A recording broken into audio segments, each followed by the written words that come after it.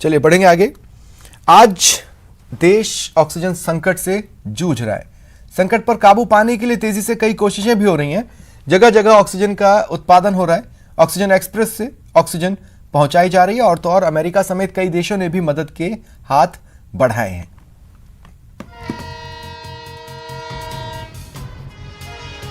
उम्मीदों को रफ्तार दे रही ये ट्रेन, ऑक्सीजन की भरमार करेगी ये ट्रेन।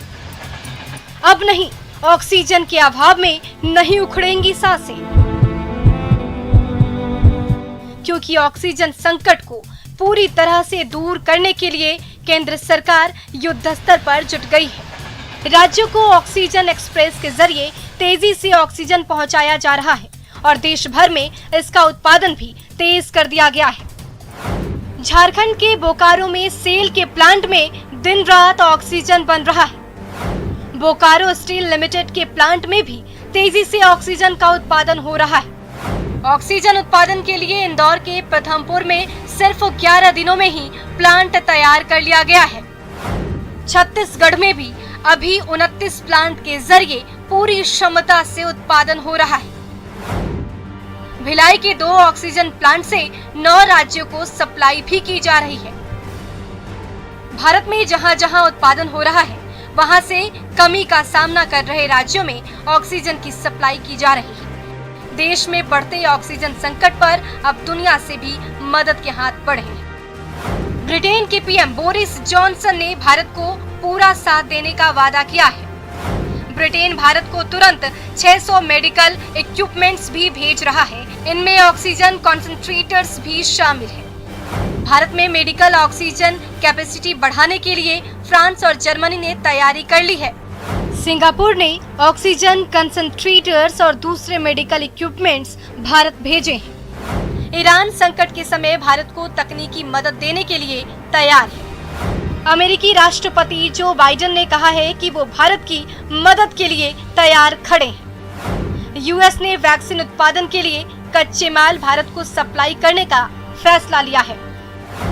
अमेरिका भारत को तुरंत ऑक्सीजन और उसे जुड़ी सप्लाई देने का विकल्प भी ढूंढ रहा है। अमेरिका मदद के लिए एक्सपर्ट की एक टीम भी भारत भेजेगा। इसके अलावा पीएम मोदी देश के हर जिले में पीएम केयर्स फंड से ऑक्सीजन प्लांट लगवाने का फैसला पहले ही ले चुके हैं। यानी धीरे धीरे ऑक्सीजन संकट पर लगाम लग जाएगा और ऑक्सीजन की कमी से लोगों की जान नहीं जाएगी। Bureau report, news 18 network. इधर सीएम गहलोत ने ट्वीट कर कोरोना के बढ़ते केसेस पर चिंता जताई, केंद्र से मदद की मांग की। ट्वीट में लिखा, मैं बहुत चिंतित हूं कि प्रदेश में कोरोना संक्रमितों की संख्या लगातार बढ़ रही है। प्रदेश सरकार केंद्र सरकार के साथ दवाइयों और ऑक्सीजन की सप्लाई के लिए लगातार संपर्क में है। जब तक कोविड प्रोटोकॉल की पालना सही तरीके से नहीं होगी, संक्रमण की चेन नहीं टूट सकती। मुख्य बात यह है कि जब तक आम जन अनुशासन पखवाड़े की गाइडलाइंस और कोरोना प्रोटोकॉल का अच्छी तरह से पालन नहीं करेंगे, तब तक कोरोना संक्रमण पर काबू पाना संभव नहीं होगा।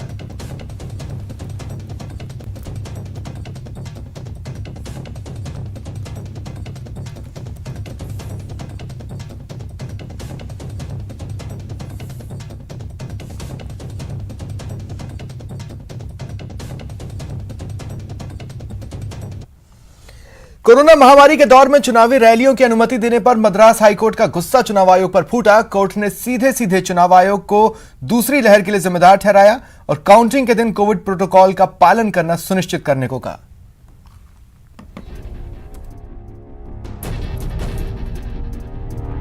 कोरोना के बिगड़ते हालात पर मद्रास हाईकोर्ट ने सोमवार को चुनाव आयोग को कड़ी फटकार लगाई। हाईकोर्ट ने यह फटकार एक याचिका पर सुनवाई के दौरान लगाई। ये याचिका 2 मई को काउंटिंग के दिन तमिलनाडु में कोविड प्रोटोकॉल के पालन की मांग के लिए थी। याचिका की सुनवाई के दौरान मद्रास हाईकोर्ट के चीफ जस्टिस संजीव बनर्जी नाराज हो गए। उन्होंने चुनाव आयोग से पूछा, जब चुनावी रैलियां हो रही थीं, तब आप दूसरे ग्रह पर थे क्या? रैलियों के दौरान टूट रहे कोविड प्रोटोकॉल को आपने नहीं रोका। कोरोना की दूसरी लहर के लिए आप जिम्मेदार हैं। चुनाव आयोग के अफसरों पर तो संभवतः हत्या का मुकदमा चलना चाहिए। वहीं मद्रास हाईकोर्ट की इस तल्ख टिप्पणी का ममता बनर्जी ने भी समर्थन किया और बंगाल चुनाव को लेकर इसे मुद्दा बनाया है। ম্যাড্রাস হাইকোর্টে খুব পরিষ্কারভাবে বলেছে যে ইলেকশন কমিশন তার দায়িত্ব এড়াতে পারে না। এত আমরা বারবার বলেছিলাম, অন্যান্য জায়গায় তো বুঝলাম, তামিলনাড়ুতে একটা ফেজ হয়েছে, কেরালায় একটা ফেজ হয়েছে, আসামে 2টো ফেজ হয়েছে, তাহলে বাংলায় 8টা ফেজ কেন? বাংলার মানুষকে मेरे ফেলার জন্য? बता दें कि अपनी सुनवाई के दौरान मद्रास हाईकोर्ट ने कई और बड़ी टिप्पणियां भी की, जिसमें कोर्ट ने राज्य चुनाव आयोग से कहा कि काउंटिंग के दिन कोविड प्रोटोकॉल का पालन करना सुनिश्चित कीजिए। काउंटिंग का दिन कोरोना के मामलों को बढ़ाने के लिए जिम्मेदार नहीं होना चाहिए। या तो काउंटिंग तरीके से हो या फिर उसे टाल दिया जाएगा। यह बात परेशान करती है कि प्रशासन को इस बात की याद दिलाना पड़ता है कि सेहत अहम है। लोग जिंदा रहेंगे तभी वो लोकतांत्रिक गणराज्य में मिले अधिकारों का इस्तेमाल कर पाएंगे। मौजूदा हालात में लोगों को बचाए रखना है, दूसरी सारी चीजें इसके बाद आती हैं। कोर्ट ने 2 मई को होने वाली काउंटिंग को लेकर तमिलनाडु के चुनाव अधिकारी को 30 अप्रैल तक ब्लूप्रिंट जारी करने का निर्देश दिया है और कहा है कि प्रोटोकॉल का पालन सुनिश्चित नहीं होने पर कोर्ट काउंटिंग शेड्यूल को रोकने पर मजबूर हो जाएगी। आपको बता दें कि इस मामले की अगली सुनवाई 30 अप्रैल को होगी। Bureau report, news 18 network. Corona ने जब पलटवार किया है तब लोगों की नींद खुली है और अब जाकर टीका और टीकाकरण के लिए शोर शुरू हुआ है। लेकिन पंजाब का एक ऐसा गांव है जहां बिना हील हुज्जत के ही टीकाकरण के योग्य सभी लोग टीका लगवा चुके हैं।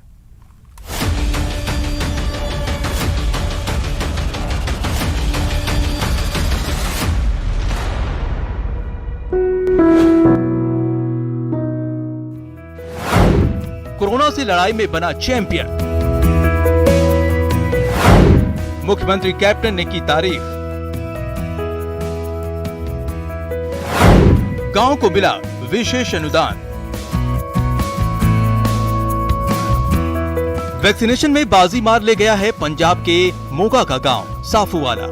पूरे पंजाब में ये इकलौता ऐसा गांव बन गया है जहां टीकाकरण के लिए योग्य सभी लोगों ने कोविड वैक्सीनेशन की पहली डोज ले ली है और इसका श्रेय जाता है गांव के सरपंच को। फिर इन्होंने सानू घर घर जाके कहा भी कोई गलबात नहीं, माड़ा मोटा बुखार चढ़ता, बुखार चढ़ के ठीक हो जाता जी, फिर असीं आप भी लवाई जी। प्रदेश के मुख्यमंत्री ने भी इस गांव की तारीफ की है और अपने ट्वीट में लिखा है कि 100% कोविड वैक्सीनेशन का लक्ष्य पूरा होने पर सरकार की ओर से गांव साफूवाला की पंचायत का उचित सम्मान किया जाएगा और पंचायत को विशेष अनुदान भेंट किया जाएगा। एक वक्त था जब कोविड वैक्सीन को लेकर कई तरह की अफवाहें फैलाई गयी। बावजूद इसके मोगा जिले का गांव साफूवाला टीकाकरण मुहिम के तहत मिसाल बनकर सामने आया है। ਅਸੀਂ ਸਭ ਨੂੰ ਸੂਚਿਤ ਕਰ ਰਹੇ ਹਾਂ ਵੀ ਆਪਾਂ ਇਹਨੂੰ ਬਚੀਏ, ਮੂੰਹ ਢੱਕ ਕੇ ਰੱਖੀਏ, ਮਾਸਕ ਲਾ ਕੇ ਰੱਖੀਏ ਤੇ ਹਰ ਤਰ੍ਹਾਂ ਦੀ ਮਾਸਕ ਕਰੀਏ, ਜਿਵੇਂ ਵੀ ਸਰਕਾਰ ਦੀਆਂ ਹਦਾਇਤਾਂ ਦੀ ਅਸੀਂ ਪੂਰੀ ਪਾਲਣਾ ਕਰਦੇ ਹਾਂ। अब उम्मीद है कि 18 साल से ऊपर वालों के लिए 1 मई से शुरू होने जा रहे नए टीकाकरण मुहिम में भी गांव साफूवाला यूं ही अव्वल आएगा। Bureau report, news 18 network.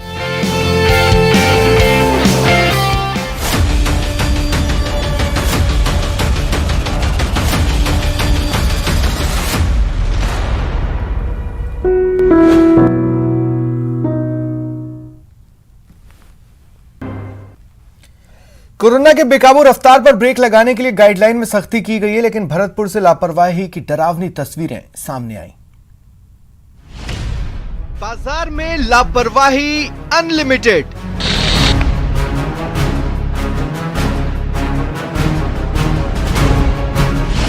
Shutter lock, धंधा अनलॉक।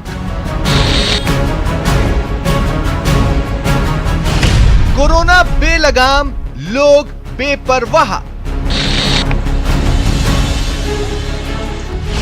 बाज आओ, वायरस ना फैलाओ।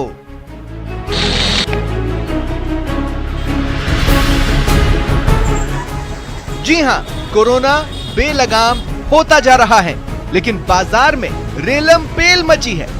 भरतपुर के बाजार में गाइडलाइन के तहत सिर्फ किराने की दुकानें खुली नजर आ रही हैं, लेकिन शटर डाउन कर बाजार में धंधा अनलॉक है।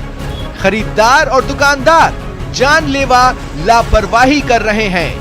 उधर सब्जी मंडी में खरीदारों की भीड़ लगी। आइए आपको दिखाते हैं लापरवाही की डराने वाली 6 तस्वीरें। तस्वीर नंबर 1, बाजार में लापरवाही की पहली तस्वीर देखिए। गाइडलाइन की किस तरह अनदेखी की जा रही है। कपड़े की दुकान का आधा शटर डाउन है और धंधा चालू है। ना सोशल डिस्टेंसिंग ना मास्क, लेकिन ग्राहक के जाते ही शटर डाउन कर दिया जाता है। तस्वीर नंबर 2, लापरवाही की दूसरी तस्वीर देखिए। यहाँ भी जूते की दुकान का आधा शटर डाउन है। खरीदार दुकान के बाहर खड़े हैं, बिक्री चालू है और खरीदार के जाते ही दुकान का शटर डाउन। तस्वीर नंबर 3, लापरवाही की तीसरी तस्वीर देखिए। किस तरह दुकान में भीड़ लगी है। दुकान के शटर को आधा खोल दिया गया। खरीदार दुकान के अंदर दाखिल होते हैं, खरीदारी करते हैं और फिर शटर डाउन कर दिया जाता है। तस्वीर नंबर 4, अब जरा इस दुकान में भीड़ देख लीजिए। यहाँ भी दुकान का शटर आधा खुला है और ग्राहकों की भीड़ लगी है। खरीदारी के बाद लोग दुकान से बाहर निकलते हैं तो कुछ खरीदार दुकान के अंदर दाखिल होते हैं और फिर शटर डाउन कर दिया जाता है। तस्वीर नंबर 5, लापरवाही की 5वीं तस्वीर देखिए। दुकान का शटर आधा खुला है और दुकान ग्राहकों का इंतजार कर रही है। गाइडलाइन की धज्जियां उड़ा रही है। तस्वीर नंबर 6, लापरवाही की 6ठी तस्वीर देख लीजिए। सब्जी के लिए जुटी ये भीड़, ना ही सोशल डिस्टेंसिंग ना ही मास्क, जान जोखिम में डाल खरीदारी हो रही है। लोग अब भी समझने को तैयार नहीं कि ये लापरवाही डुबा डालेगी। ये तो बानगी भर है। पूरे बाजार से लेकर सब्जी मंडी तक जानलेवा लापरवाही का यही हाल है। कोरोना संक्रमण बेकाबू होता जा रहा है, लेकिन लोग बाज नहीं आ रहे और प्रशासन नदारद नजर आ रहा है। अब तो सुधर जाओ, अपनी और अपनों की जान खतरे में न डालो। अब बाज आओ, वायरस न फैलाओ। न्यूज़ 18 राजस्थान के लिए भरतपुर से दीपक पुरी की रिपोर्ट। कोरोना की दूसरी लहर के बीच पश्चिम बंगाल में विधानसभा चुनाव के 7वें चरण का मतदान हुआ।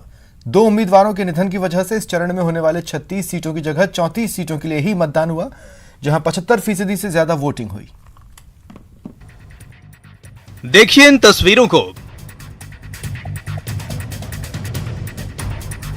मुख्यमंत्री ममता बनर्जी ने की वोटिंग।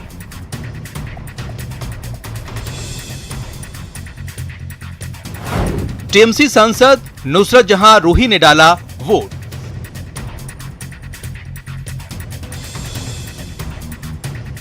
ये तस्वीरें 7वें चरण के लिए हुई वोटिंग की है। इस चरण में 34 विधानसभा क्षेत्रों के वोटरों ने 268 उम्मीदवारों की किस्मत का फैसला ईवीएम में कैद कर दिया। आपको बता दें कि 7वें चरण में 5 जिलों में वोटिंग हुई। इसमें मालदा, कोलकाता दक्षिण, मुर्शिदाबाद, पश्चिम वर्धमान और दक्षिण दिनाजपुर जिले शामिल हैं, जहां सुबह 7 बजे से शाम 6:30 बजे तक मतदान हुआ। इस दौरान मुर्शिदाबाद और पश्चिम वर्धमान जिलों के 9-9, दक्षिण दिनाजपुर और मालदा जिलों के 6-6 और कोलकाता दक्षिण के 4 विधानसभा क्षेत्रों में मतदान हुआ। इस चरण में केंद्रीय बलों की तकरीबन 796 कंपनी तैनात की गई। मतदान को लेकर बीजेपी और टीएमसी दोनों ही तरफ से अपनी अपनी जीत का दावा किया गया।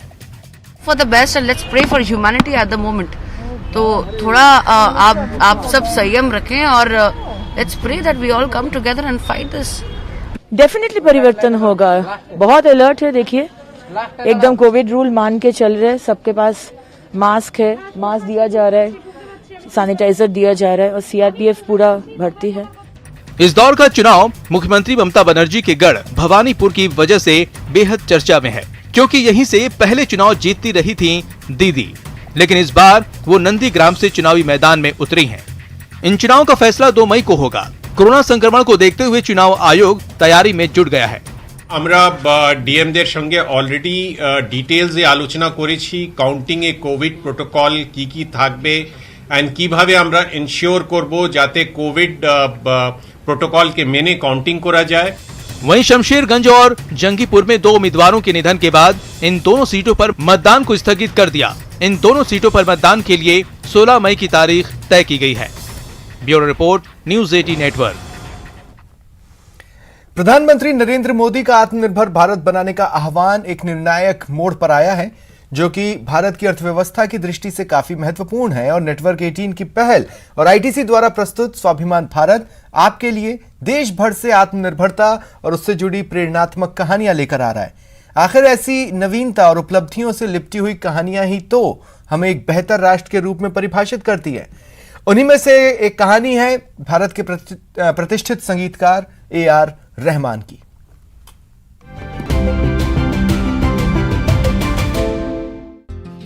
भारत की समृद्ध संगीत विरासत के ग्लोबल एम्बेसडर AR रहमान कई अंतर्राष्ट्रीय प्रोजेक्ट्स के लिए संगीत बनाने में व्यस्त है, जबकि अपने देश के संगीत पायदानों में अभी भी वो शीर्ष पर है।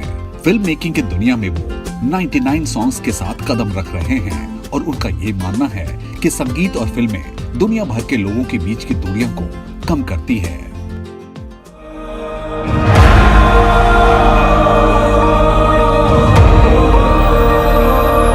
My interest in filmmaking actually really started after the Oscars and life in Los Angeles. 5 years, going for workshops and meeting all this world-class, directors and editors and screenwriters, and they made me comfortable with what I was doing. Rahman ने स्वतंत्र भारतीय संगीतकारों को सशक्त बनाने के लिए मज़ा platform बनाया है, जिसने एंजॉय एंजामी गीत के साथ चारों ओर सनसनी फैला दी है।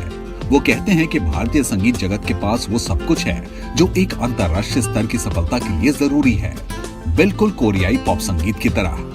AR रहमान भारतीय संगीत जगत के विकास को एक नया आयाम दे रहे हैं, वो भी स्वाभिमान के अंदाज में।